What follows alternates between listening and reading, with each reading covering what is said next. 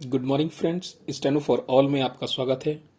हम आपको 80 शब्द प्रति मिनट की गति से लिखने के लिए तैयार रहें। रेडी।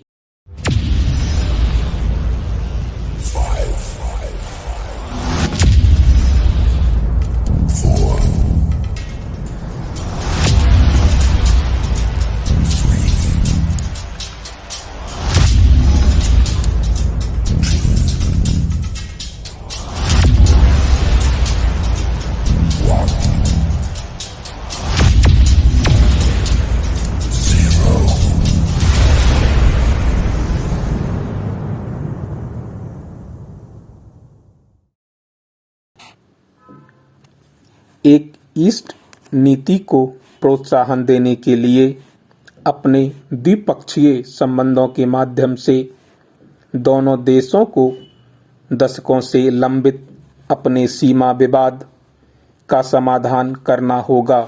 भारत को चीन की वन बेल्ट वन रोड की नीति के तहत चीन से हाथ मिलाना चाहिए।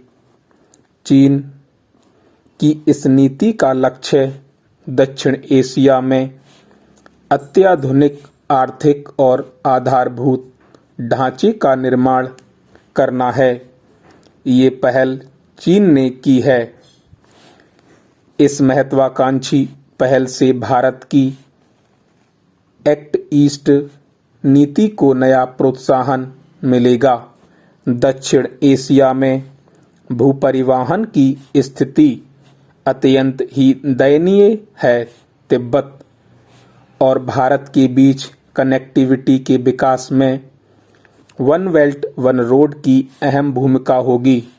20वीं सदी तक नथुला के द्वारा लाहास और कोलकाता को जोड़ने वाला पुराना मार्ग वस्तु एवं सेवाओं के व्यापार का एक मुख्य माध्यम हुआ करता था।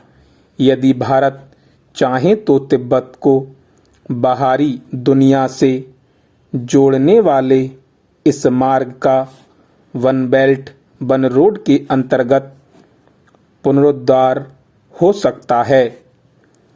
ये भारत के लिए भी सामरिक और व्यापारिक दृष्टिकोण से लाभदायक होगा। मुक्त व्यापार समझौता FTA कुछ शर्तों के माध्यम साथ भारत के लिए लाभप्रद हो सकता है। विनिर्माण क्षेत्र के साथ साथ शुल्क दरों के मामले में चीन की स्थिति बेहतर है।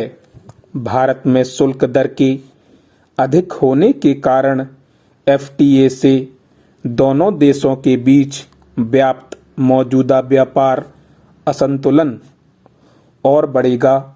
अतः सतत आर्थिक वृद्धि तथा व्यापार लक्ष्य प्राप्त करने के लिए दोनों देशों को द्विपक्षीय मुक्त व्यापार समझौता पर विचार करना चाहिए।